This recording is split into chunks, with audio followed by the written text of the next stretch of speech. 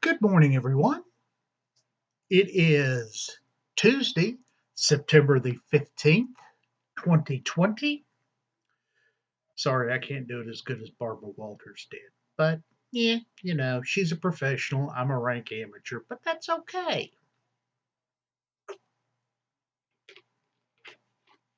How are we all doing this morning? I am doing wonderfully.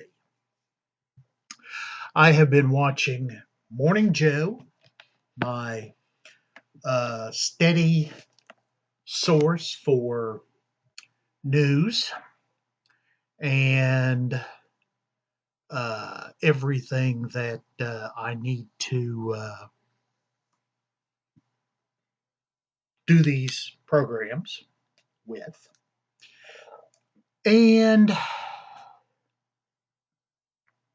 before I get started, I just want to let you know that I have an Indiegogo fundraising page now. Um, and it is, and I am trying to raise funds for a new computer, recording equipment, and recording software. And I have set my goal uh, for $2,500. Now, there's some perks, and unfortunately, the perks are my books. So, if you want to support me, cool. I'd greatly appreciate it. Uh, Anyway, you just go to the Indiegogo site, type in my name, um, and it will pull that up, and you can look it over and donate if you feel so inclined. All right, all right. So now that we've got that little bit of business taken care of, um, we, as you know, last week, Bob Woodward has a book coming out, and it's called Rage. And it should be on the shelves today. It is supposed to come out today. And if it is just a smidge of what he has captured from Trump on his recordings, on his tapes, uh, I think it's going to be a well received book. It is going to be an excellent book.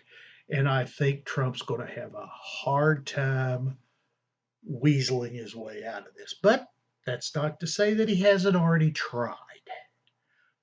A lot of he and his supporters have already started saying, well, if Bob Woodward knew about this way back when, why didn't he go public with the information?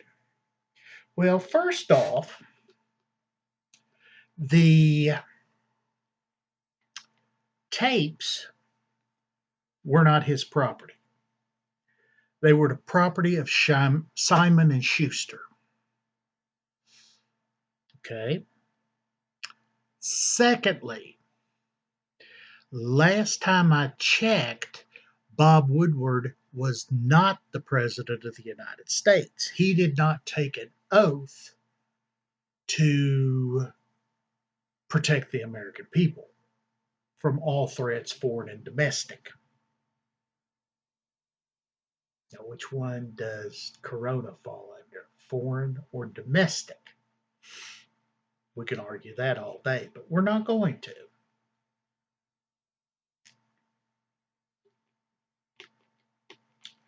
Now, Trump made the statement that he did not play it up because he did not want to ensue panic on the American public. Now, I was born at night, but it wasn't last night. And the only thing that I can say about that statement is bullshit. He wasn't concerned about causing a panic among the American people. He was more concerned about panicking the stock market. Because you see, economics, Trump understands that if the stock market is doing well and if he and his buddies are making a ton of money, it's all good. That's why initially there was no problem shutting the economy down. But when it started to look like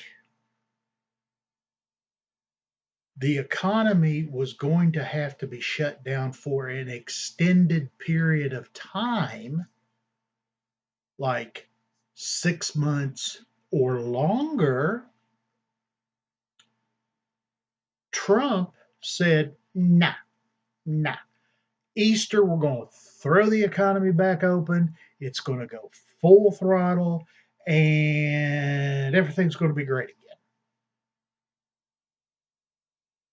Right, right.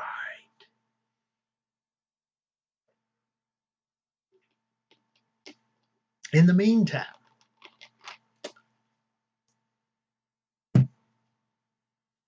we are rapidly approaching 200,000 dead. Now, the question I want to put to you is, how many of those people, those 200, nearly 200,000, right now we're at 195,000, but how many, we're going to round it up, 200,000 dead, how many of those 200,000 people would still be alive if Trump had leveled with the American people? We'll never know. We'll never know.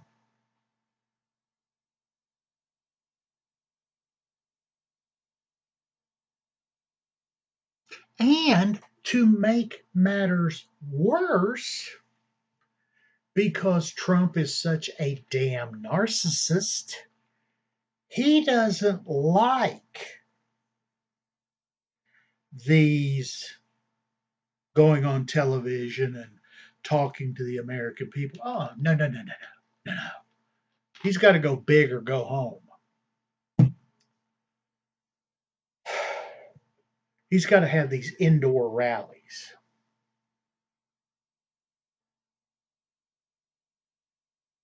Pack them in like sardines. It's like Omaha, Nebraska. 6,000. They said that they were expecting a million. There was 1,000,000 requests for tickets.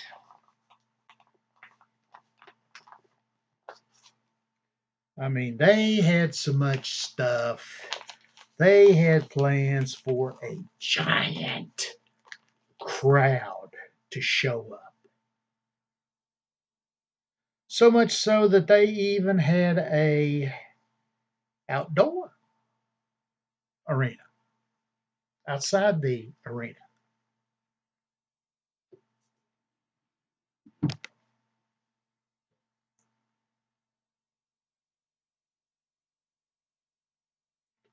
We only had 6,000 people show up.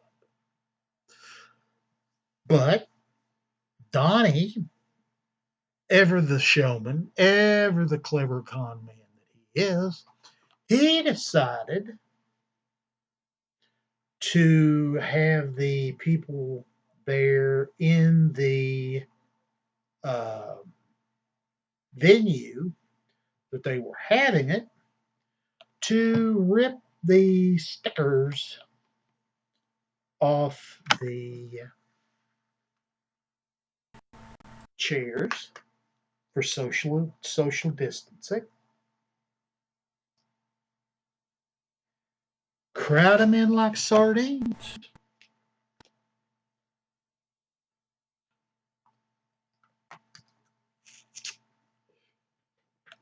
And it became a super spreader event. How bad, you may ask? Well, for you folks who may or may not know him, a gentleman by the name of Herman Cain. Now, Herman was a presidential candidate way back in, let me see, 2012.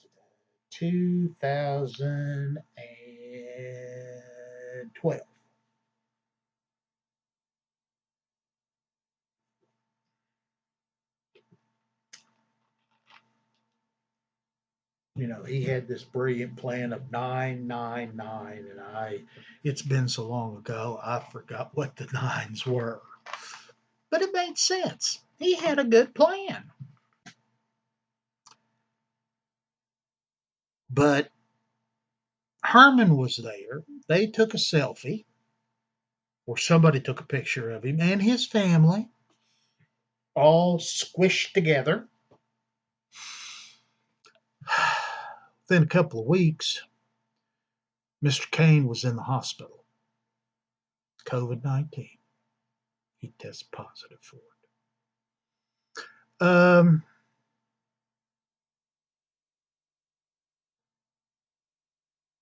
About a week and a half after that, Mr. Cain was the late Herman Cain. Yes, he passed away from COVID-19.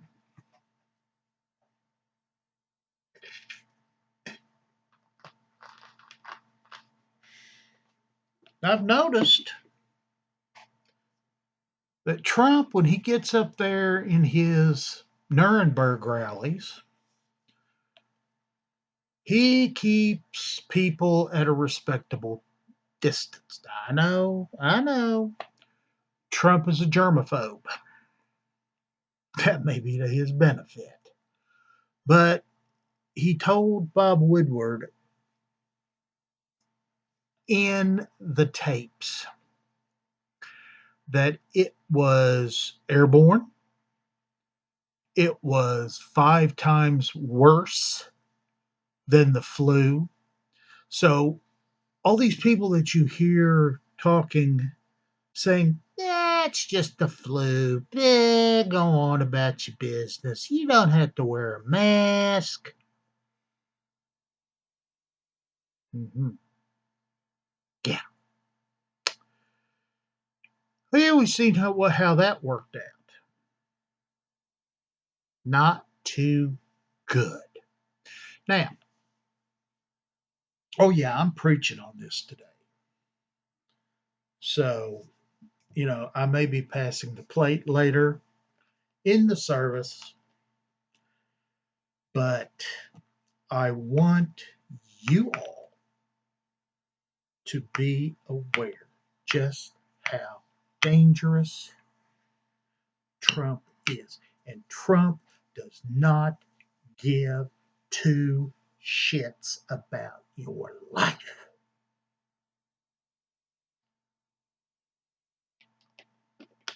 He doesn't care about you.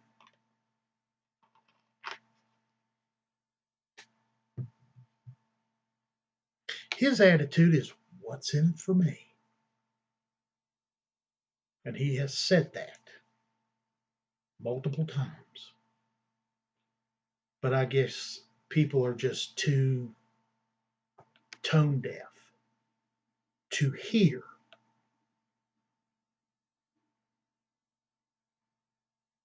And I find that sad because the Republican Party is no longer a party of conservatives. It has become a death cult. And it's like I said a couple of 3 weeks ago on this podcast or on this video blog that the Republican Party, for the first time in its 166-year history, did not put forth a platform. They just said, nah, whatever Trump wants. Does that not scare the living bejesus out of you? That one man has corrupted one political party to the point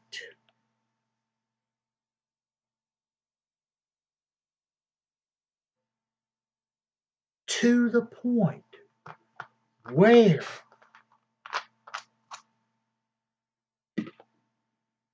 he controls policy or he sets the platform.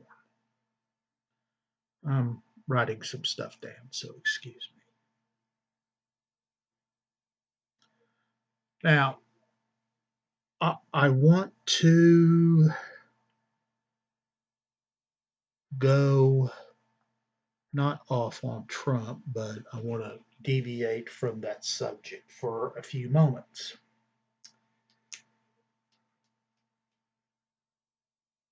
Saturday, I believe it was Saturday, might have been Sunday. I found out about it Sunday, so it probably happened Saturday afternoon, evening, morning, sometime during Saturday. Two Los Angeles County deputy sheriffs was sitting in their cruiser, and they don't have, you know, street cruisers like, regular police. They have the, uh, SUVs, four-wheel drive, souped up, real cool. But anyway, they were sitting outside of a train station in Compton, California, which is a suburb of Los Angeles. For you folks who don't know where Compton is, and you've never listened to a old school rap song before, it's where Ice Cube and Ice T and Snoop Dogg, they all refer to the city of Compton. Well, that's where they were at. Now, they were sitting there minding their own business when, for lack of a better term, a punk ass bitch snuck up on them, pulled out a gun, and shot each one of them multiple times. One of the deputy sheriffs was a 31-year-old mother of a 6-year-old. The other was a 24-year-old young man. Now, we talk about defunding the police, and when I say defund the police, okay, I do not mean take all their money away so that they can't do their job, okay? As you know, I'm a social worker by trade. I'm a retired disabled social worker.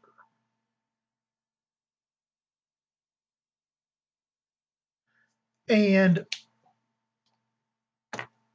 when I say defund the police, I mean take just a little bit, just a crumb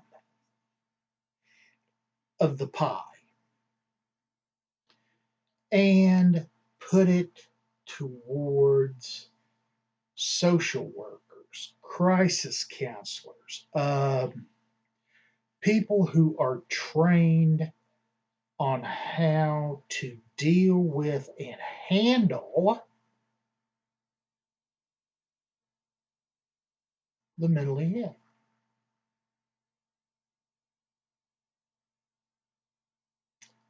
It's like in Rochester, New York, a mentally ill man was running around naked in the streets. It was cold. That met the level of presenting a threat to himself or others.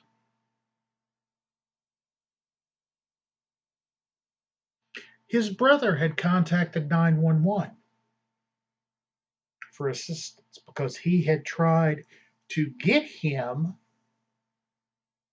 committed to a hospital earlier that day. He was in crisis. Okay.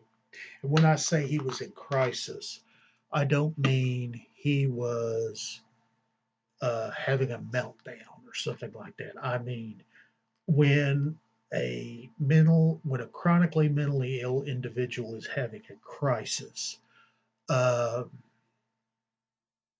they are either actively hallucinating, uh, they are responding to internal stimuli, such as voices in their head or visual hallucinations. That's what I mean by that. So the police show up. He's sitting in the road, naked. Naturally, he is resisting. Even I, and I'm sane. Well, there's a few people in the world who would differ with that, but for argument's sake, we'll say I'm sane. Um, and I was actively hallucinating, and two cops came up to me. You damn right I would be resisting. I would be fighting them tooth and nail. So they managed to get him subdued. They get the handcuffs on him. Well, they put a spit hood on him. And for you folks that don't know what a spit hood is, it's a goes over your head. Uh,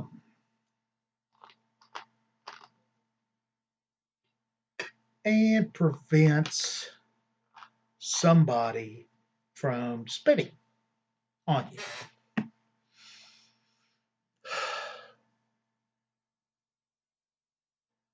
Now, from the tape that I viewed,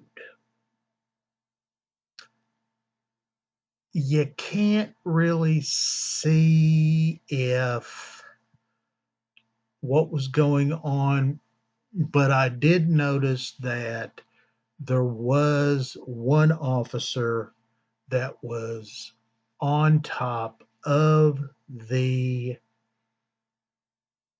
gentleman on his chest area. Now, that's one of the first things that they teach you when you do a restraint. That's the one area you do not touch. Their arms, their legs, Their head, that's fair game.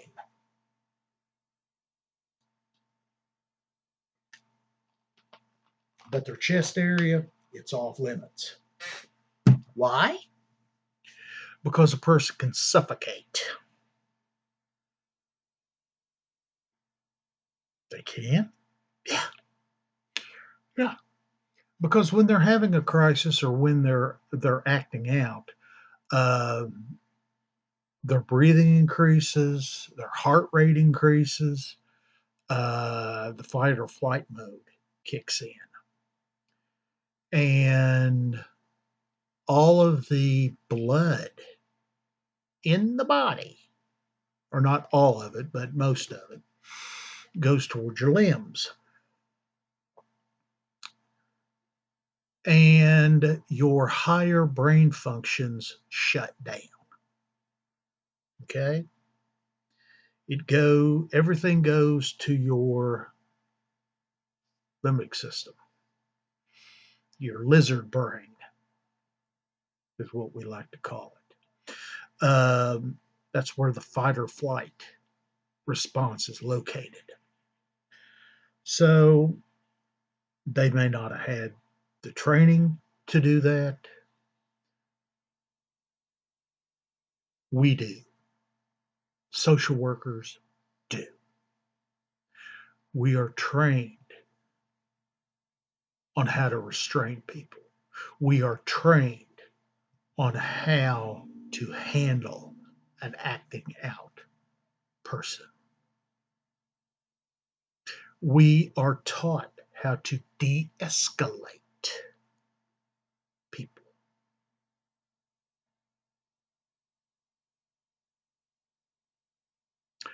As a result, that man died from asphyxia. And the police chief in the area, or for that town, for that city, has had to resign. Now, I don't know what's become of the police officers yet. I'm sure we'll find out as time goes on. But that could have been prevented by either having a social worker with those policemen, or B, giving those policemen some training on how to handle an acting out mentally ill person. Either way.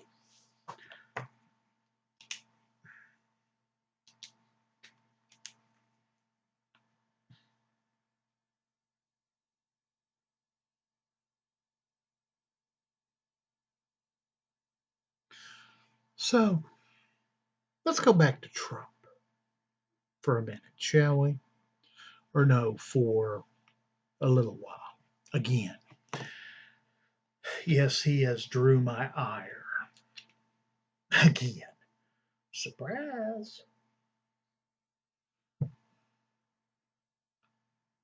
And I'm not even bringing up the fact that he has disparaged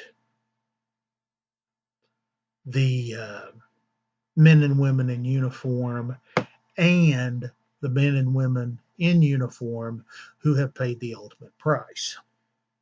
They've given their lives for this country. Now, the last person who did so in my family was my great uncle, Elmer. No, I'm sorry, Elwood.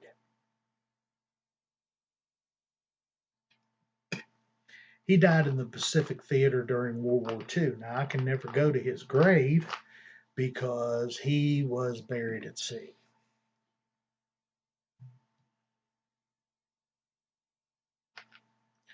But my mom's twin brother, Jay, recently passed away. Wonderful man, good Christian man. He served in the Navy. My cousin, Curtis, also served in the Navy. Jay's son, Stephen, he served in the Army. I chose not to serve. I had a choice. I chose not to serve my, I had the choice of either A, serving, or B, going to college. I chose the college route. But be that as it may, while I did not serve in uniform, I wholeheartedly support the men and women who do.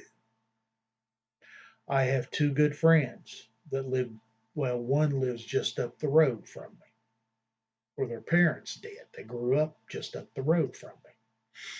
One recently retired as a colonel, a full bird colonel for the Marine Corps. His brother, I think he retired as a lance corporal in the Marines. So, and I also had a good friend that served in the Navy. Another friend who served in the Navy. You see a pattern here? I'd have loved to have went to the Navy myself, but I'm too old now.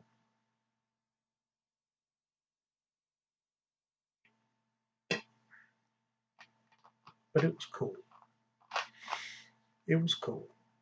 I got to go to San Diego back in 2001 before the world went nuts.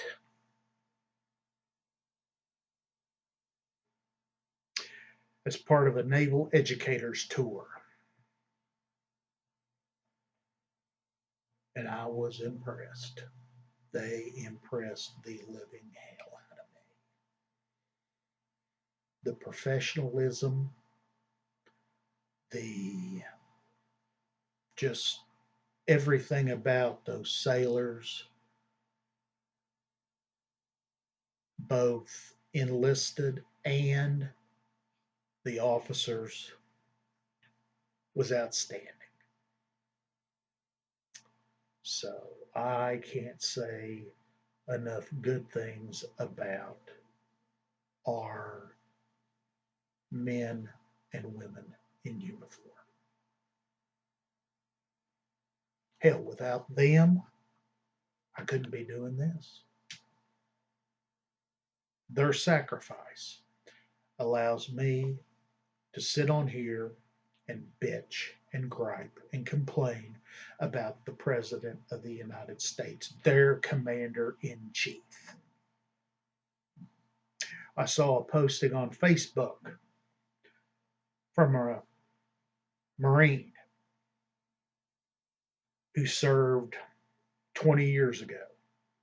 He was a Iraq war vet.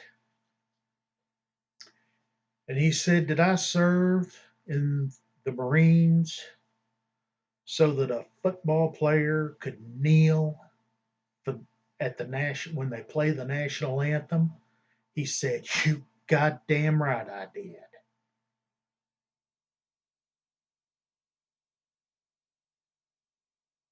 What people don't know is it was a veteran who suggested that Colin Kaepernick kneel as a form of protest. Not just any soldier, but an Army Ranger. They don't pass that Army Ranger patch out in the bubblegum machine of the PX. They don't do that. Something to think about.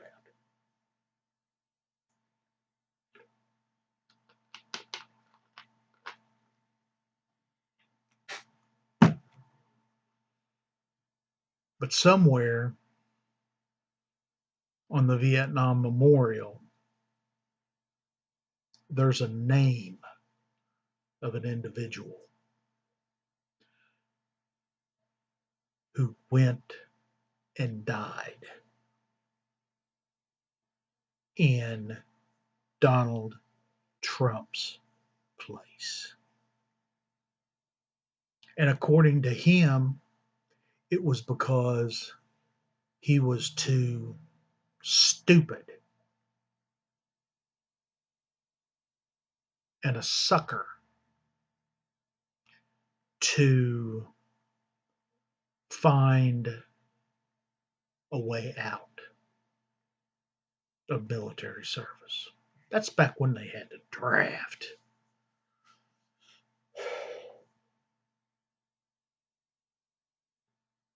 I remember when I turned 18 and I went to the old Flatwoods post office. They've since moved, and asked for the slip to sign up for selective service. And I was proud to do it. I didn't have a bit of reservation. I filled it out, name, address, social security number, the whole ball of wax, birth date, and signed my name at the bottom. I gave it to the postmaster. Did about a week. No, 2 weeks. 2 weeks, I got a little card in the mail. Said, congratulations, you have signed up for selective service. I kept that card for years, even though now I'm too old to serve.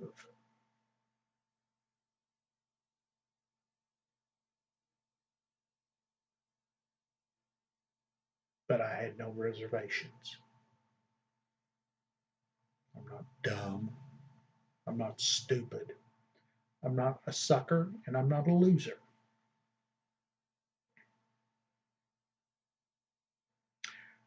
I did it because what if my country needed me? What if something catastrophic happened and they called a bunch of us up for military service? Hell, I'd go right now. Of course, no sooner did I walk in the door, they'd be saying, thank you, Mr. Willis, but can't take you. And out the door I'd go.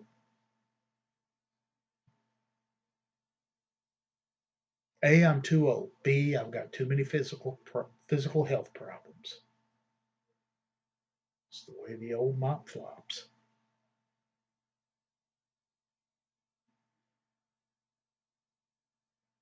Trump's problem. Trump's problem is simple fact.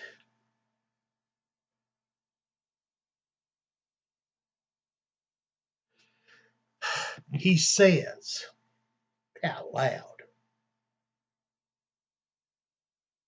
what should be kept quiet, what should be kept up here. He says what he's thinking.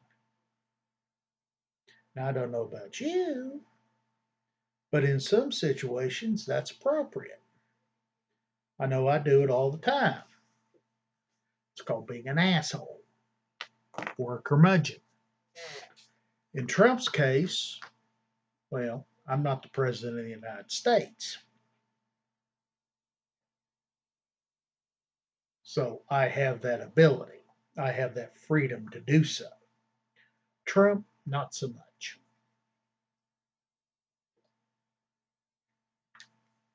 There's a little art called diplomacy that I don't think Trump will ever get or understand because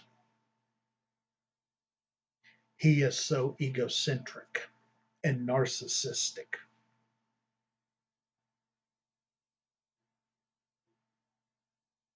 and I will hammer this point home time and again. He does not give two shits about you.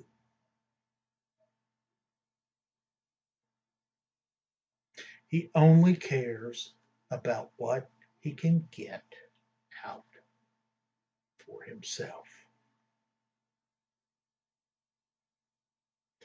That is why he had put supposedly his organization under a blind trust. But amazingly, when all the foreign dignitaries come to town, they stay in his hotel.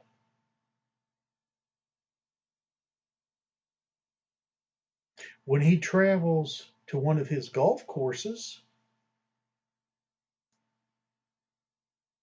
the he bills the Secret Service for the agents' rooms.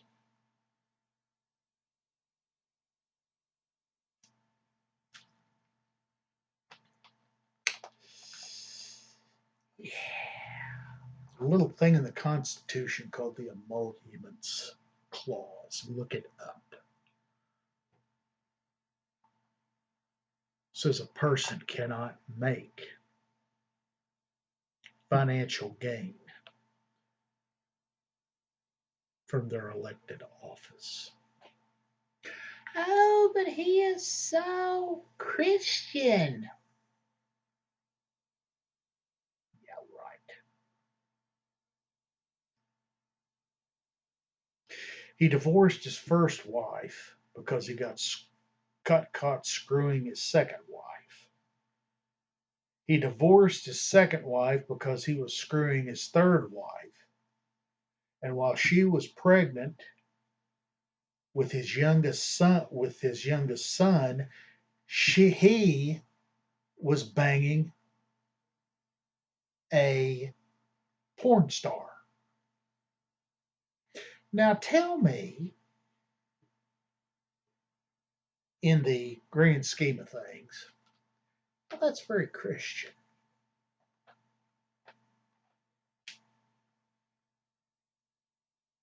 Also, a revelation in Bob Woodward's book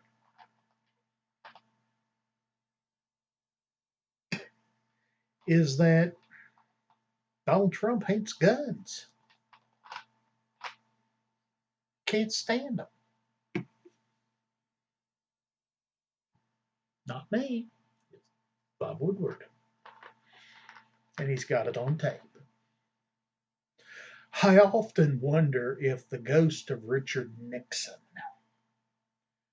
comes walking down the hallway of the White House when it's very quiet, and he sees Trump in the Oval Office, and he walks in, and he just slips through the door, and he says, "Donald, Donald, Donald, you idiot."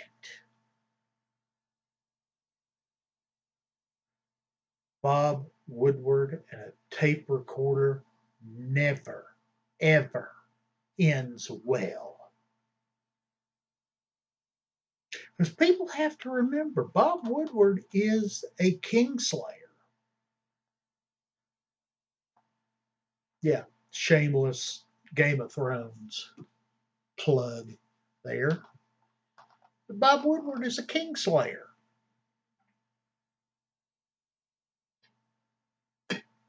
If there is a microbe of dirt, he will find it and he will publish it for all the world to see.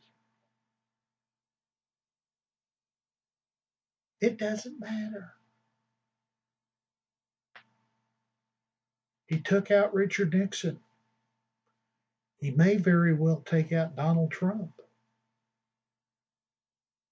and the rest of the Republican Party, because people have now seen just how corrupt and soulless the Republican Party has become. They don't care about you or whether we live or die. As long as the stock market is doing well. But see, the thing about the stock market is it is behaving counterintuitive to what should be happening. The stock market should be tanking right now. I mean, it should be falling like a rock tied onto a boulder. That's how fast the stock market should be sinking.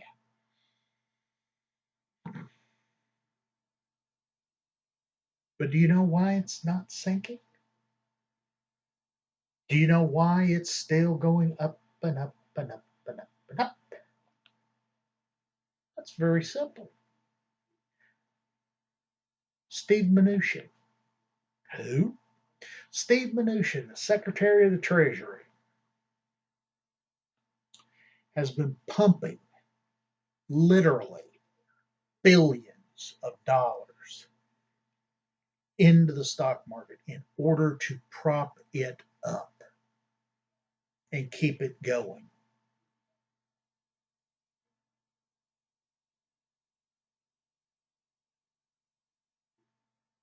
What goes up must come down, people.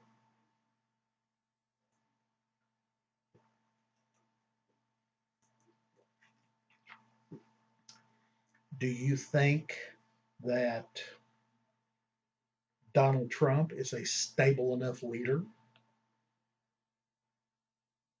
to hold everything together? I don't. Um,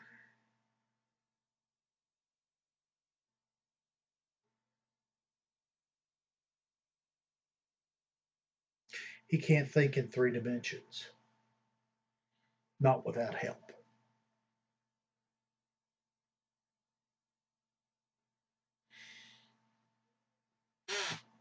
And his son in law, Jared Kushner, is an idiot.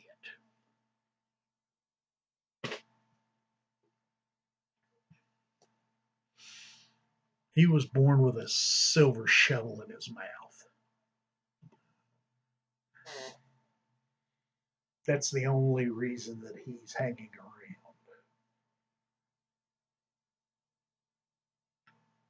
He's bad news.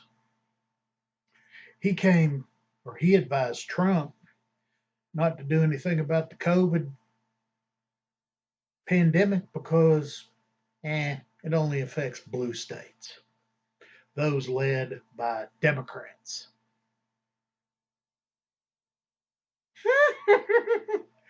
Yeah. Let's see where the greatest amount of infections and deaths lately have been.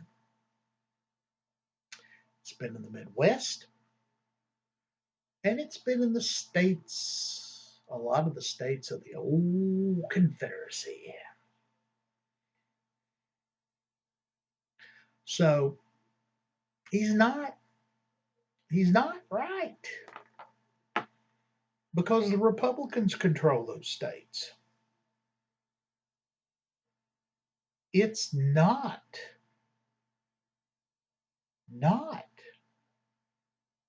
a blue state issue. It's not a red state issue. It is an American issue.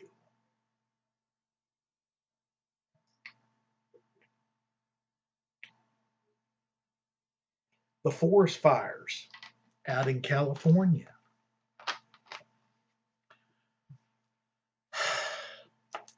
What can I say?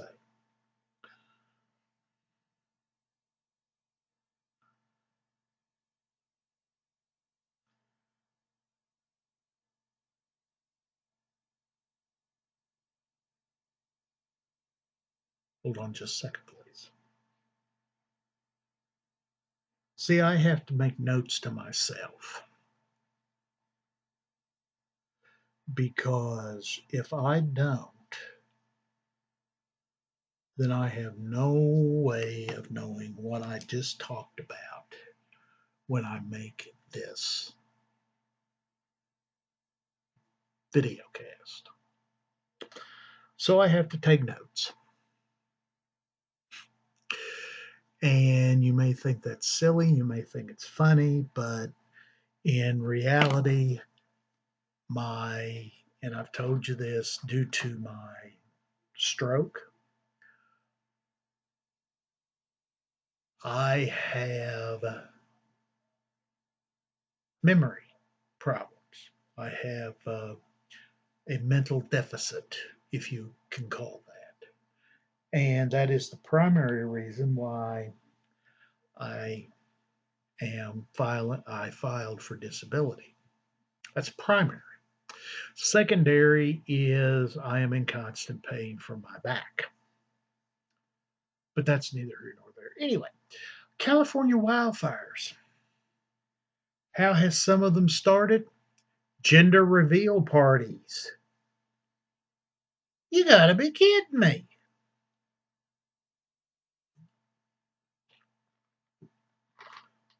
More property has been destroyed by gender reveal parties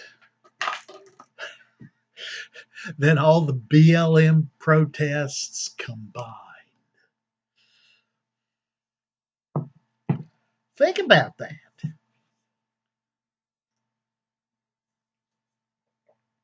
More property has been destroyed by the California wildfires than all of the BLM protests combined. Now, Con Edison, the power company out there, or is it Pacific Gas and Electric? It's one of those two. They are now instituting rolling blackouts. Why? Because a couple of years ago, some of their equipment started wildfires.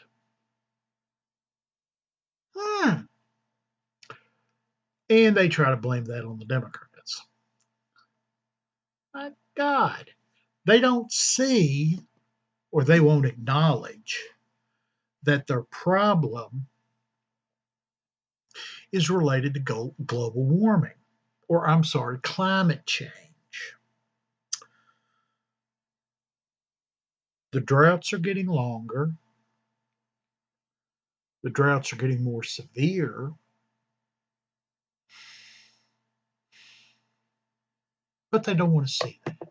They don't want to admit that science and the scientists are right and their belief system is wrong. And that bothers me because I've always respected science, loved science. Science was one of my favorite subjects in school. Not only the physical sciences, such as chemistry, physics, geology, but also the social sciences, economics, sociology, psychology, anthropology, all those science, all those ologies. Because you see, as a social worker is referred to as the applied social science. We take information from all the different ologies and we apply it to different things. That's why when you purchase one of my books and you decide to read it, you'll find it stock full of research. I comb through journal article after journal article after journal article, and you go to the very back section of my books, and there's a section called Works Cited. And you can see every document that I researched. Yeah. So I'm a firm believer in science. Somebody comes to me and says, wait, no, it's not science. It's God's work. Yet God may have set it in motion, but he also created certain laws that nature has to abide by. It's like I read, somebody came up with that wonderful analysis of Charles Darwin. Now, they said that man evolved from apes. So, just to satisfy my own curiosity, even though I had read on the origin of the species 2 or 3 times, um, I reread it cover to cover. Nowhere in that book did it say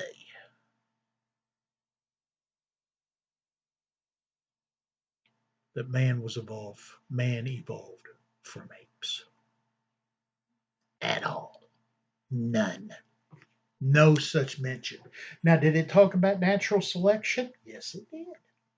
Did it talk about survival of the fittest? Yes, it did. And I think that's what throws people for a loop, is because over time we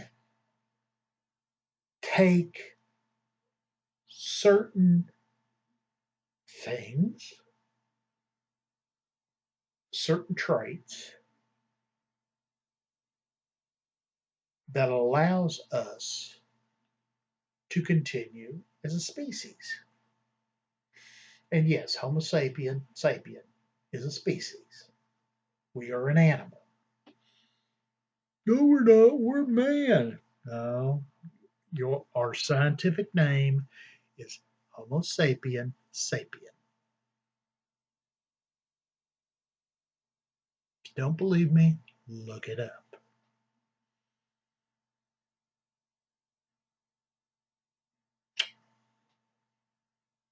But I'm looking at my little clock, and I have decided that after 58 minutes and 45 seconds that I have just about talked you to death.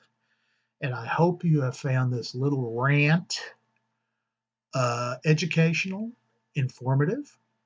And as always, if you like what you heard, please go to the bottom, hit the subscribe button, and click on the bell to be notified of new content.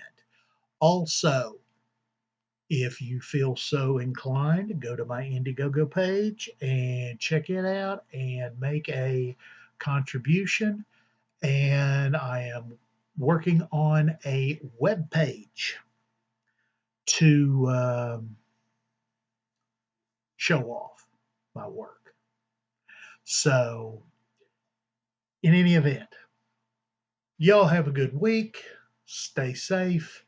Wear your masks. Practice social distancing. And wash your hands. On that note, y'all have a good week. Bye now.